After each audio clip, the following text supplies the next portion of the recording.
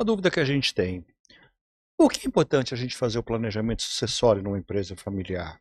Olha, essa dúvida todas as organizações têm, as famílias têm, pelo menos aquelas que estudam e estão muito mais próximas desse tema. Mas a grande verdade é que a maior parte das famílias, esse tema não é muito compartilhado. Não é aberto, muitas vezes, por ser um tabu, e as pessoas também não procuram informações com relação a isso.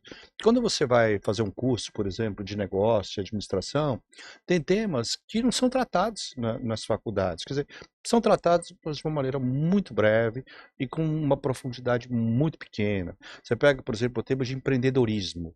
Puxa vida, esse tema deveria ser abordado em todas as faculdades de administração, mas com uma profundidade enorme, porque é uma opção de carreira. Hoje, cada vez mais, as pessoas estão caminhando exatamente para isso.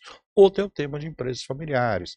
Mas a literatura, por mais que seja maior quando a gente compara com 10, 20 anos atrás, ainda a gente vê a maior parte dos estudos sendo tratado em grandes empresas. E, portanto, a literatura é feita com base nas grandes empresas, as aulas são dadas com base nas grandes empresas, os exercícios, os cases. Dificilmente a gente vê uma empresa familiar ali no meio do caminho de ser estudo. Lembrando que a empresa familiar, você tem pequena, média e grande. Você tem pequenas empresas familiares, é verdade, uma lojinha de bairro, etc. Mas você tem médias empresas em vários setores, aí no atacado, na indústria, no agro, e são empresas, inclusive, de grande porte. Você tem bancos familiares, você tem montadoras de automóveis familiares, você também tem organizações muito grandes que elas estão no nível familiar. Agora, esse contexto de planejamento, ele hoje exige muito mais do que foi no passado.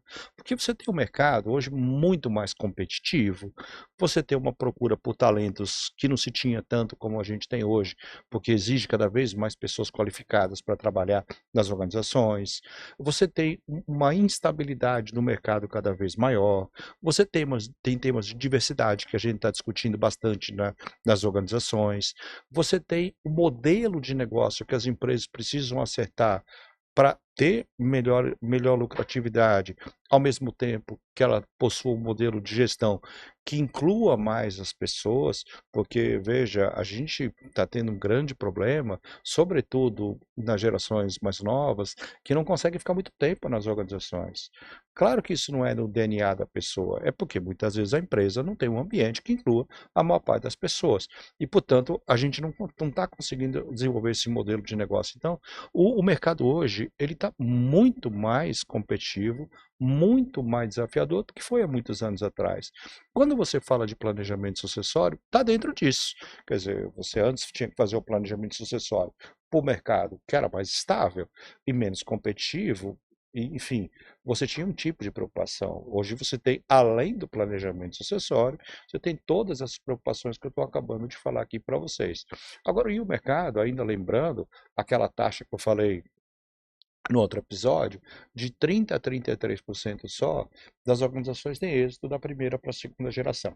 Mas uma pesquisa recente minha mostra o seguinte, que quando você aplica algumas ferramentas de gestão, de administração como um todo, e também na área comportamental, você aplica 5 ferramentas, esse número ele pode subir para 68%.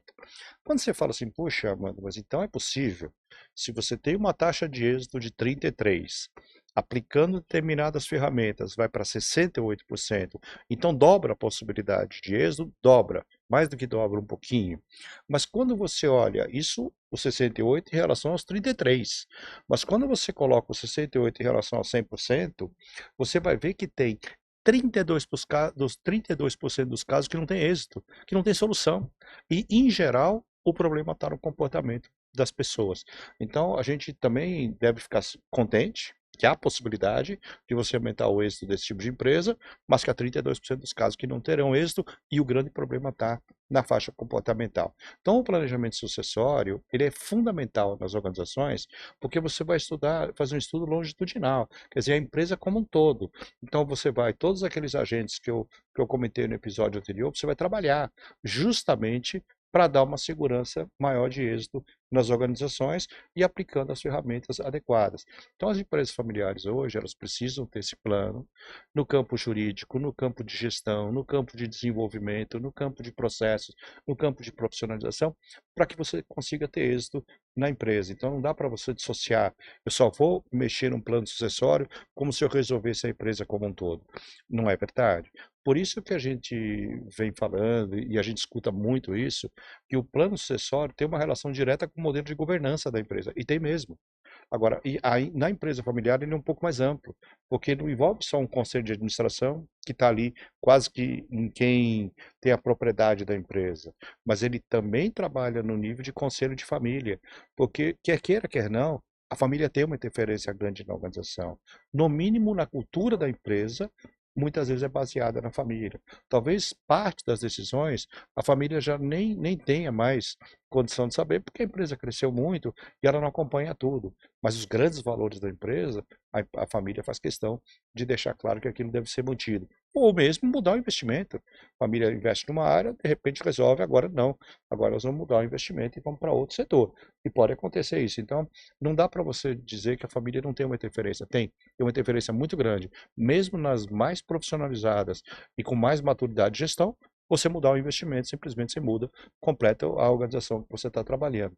Então, o plano sucessório, ele é fundamental para a organização. Mas eu estou me referindo aqui ao plano sucessório dos fundadores em relação aos sucessores que vão ser da família, por exemplo, ou não. Não estou falando do plano sucessório na gestão como um todo, mas que também é fundamental que você tenha um plano sucessório. Agora, note, nem todas as empresas vão ter um resultado favorável. E é importante a gente lembrar que quando você fala de sucessão, você fazer a troca de comando da primeira para a segunda geração para um familiar é uma alternativa. Mas às vezes essa alternativa não é viável, porque as pessoas societariamente não vão ter afinidades, não conseguem ser sócias. Veja, você é criado para ser irmão, você não é criado para ser sócio, muitas vezes. Infelizmente não foi criado para ser sócio, e você só vai descobrir isso quando você está na sociedade e envolve toda uma dinâmica de conflitos, de mágoas que vem da infância e que acabam acarretando ali naquele momento. Então, nesse momento, você pode vender a empresa, você pode colocar um executivo externo para tomar conta da empresa, você pode colocar um executivo interno para tomar conta da empresa, pode haver uma reestruturação societária, onde o sócio compra parte do outro, quer dizer, enfim, até fechar a empresa você pode. Dependendo do porte da empresa, do tipo de valor e possibilidade de venda, o fechamento também é natural, é melhor do que você quebrar a organização e afetar a família e o patrimônio todo da empresa. Então você tem outras possibilidades de alternativas que devem ser previstas também nesse planejamento sucessório. Mas sim, o planejamento sucessório é muito importante para as organizações familiares. Deu conta aí?